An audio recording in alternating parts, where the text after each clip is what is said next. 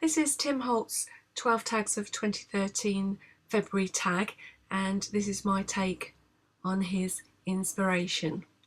I always start out the same way with a tag that measures 3 inches by 6 inches, and then I've got a template where I just make light work of snipping off the 2 sections at the top to make my tag shape. I didn't have the Festive Berries Distress Stain, but I do have the ink, so I'm going to do a slightly different technique for colouring my background tag. I've got a nice piece of white card which has got quite a strong texture on it, and I'm going to just rub directly from my ink pad onto my tag. I'm going to build up quite a depth of colour, but I'm not going to obliterate that texture. I quite like that effect. I do like playing along with this challenge because it's all about the inspiration for me.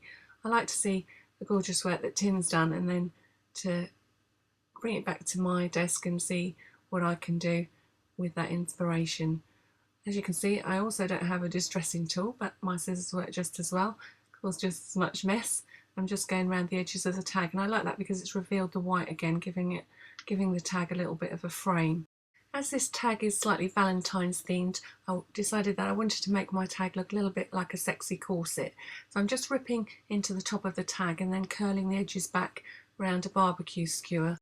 Now I'm going to frame the tag with a narrow black frame, so I'm just cutting a piece of cardstock about 1/8 of an inch bigger than my original red tag.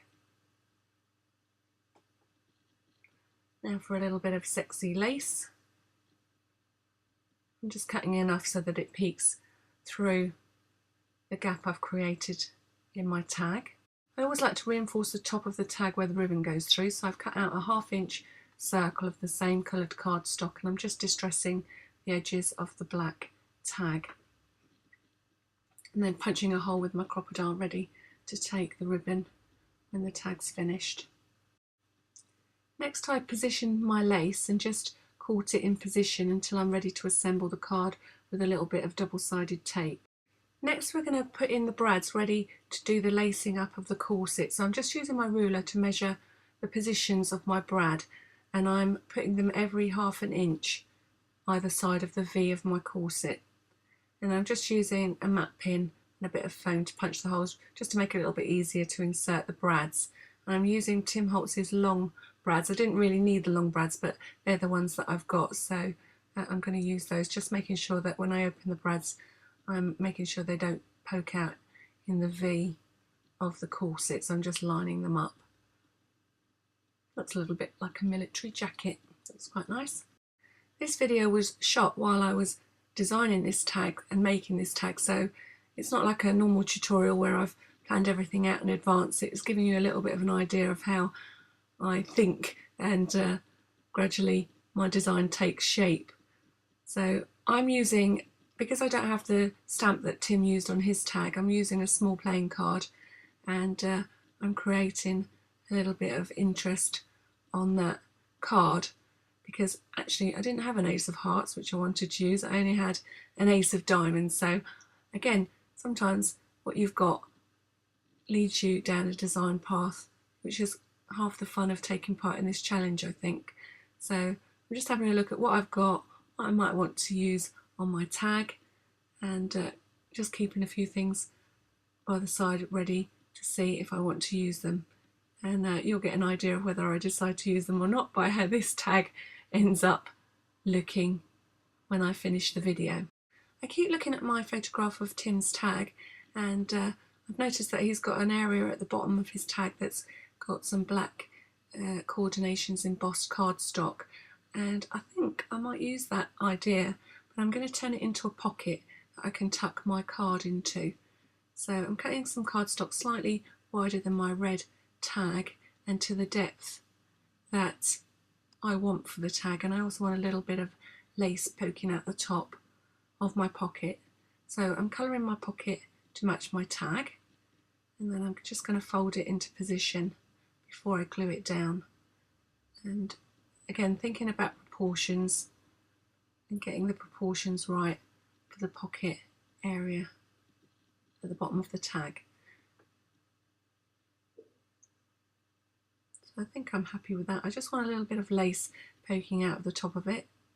So I'm just going to trim a little section of lace, and then I'm going to use my glue. I love this Cosmic Shimmer glue. It works so well on lots of different things, and although I've just got to let it dry a little bit, it will attach this fabric no problem to the card. I embossed a piece of cardstock, Coordinations cardstock, with a textile, Cuttlebug textile embossing folder, and then sanded it to reveal the pattern.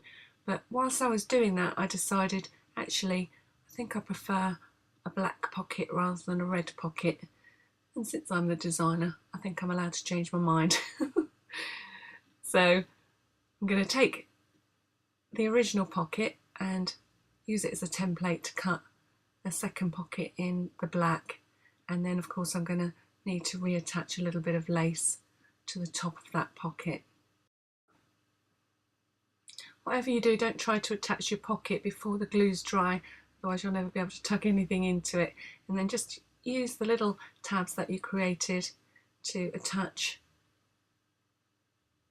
the pocket to the bottom of the tag. That's better, I like that much better than the red.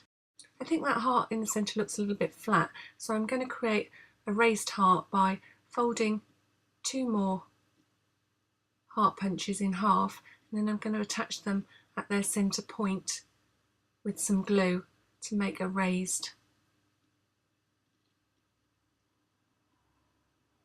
heart shape. Just be a little bit careful while it's drying. I think I'm going to add a 3rd layer. This is quite a neat little technique that you can use to make embellishments. I mean, you could quite easily use this little embellishment on a card, make a few of them and decorate a card. I'm thinking about making another one maybe for the pocket, to embellish the pocket, so I'm just waiting till inspiration strikes. And while I'm waiting for that, while it's mulling over in my brain, I'm using some of this black and white baker's twine to gently lace up my corset tag.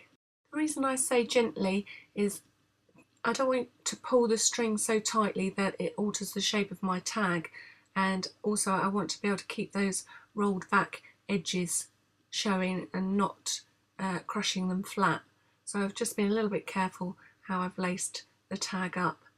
Tim had some baker's twine wrapped around the bottom of his tag, and I think it actually would look quite nice on mine, so I'm going to do the same, and I'm going to tie another bit of twine around the pocket area of my tag.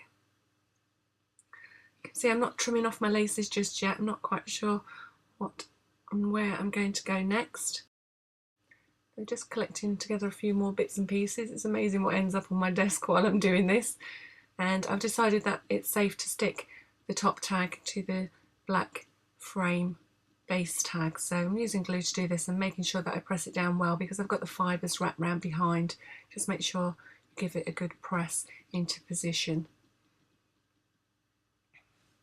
And then I'm going to tie off and trim the baker's twine.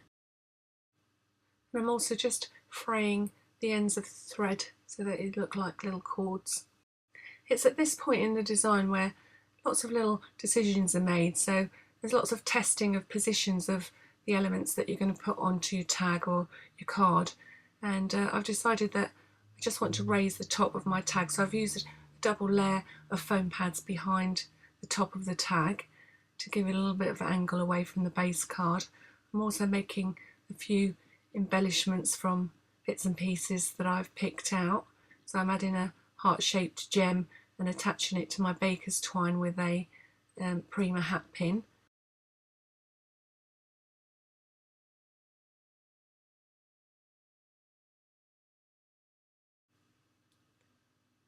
I'm just adding a little heart-shaped gem to cover up the fact that my ace of hearts is in fact an ace of diamonds. And then I think my tag needs some words, so most of my tags when I make them have some kind of quote or words on them, and I'm going to use I think you're ace, but I think that one that I've just made there is a little bit big, so I'm going to work on something slightly smaller. So I'm writing the words onto thin strips of black card and then sticking them to the white card and then trimming a narrow white frame around the little word strips.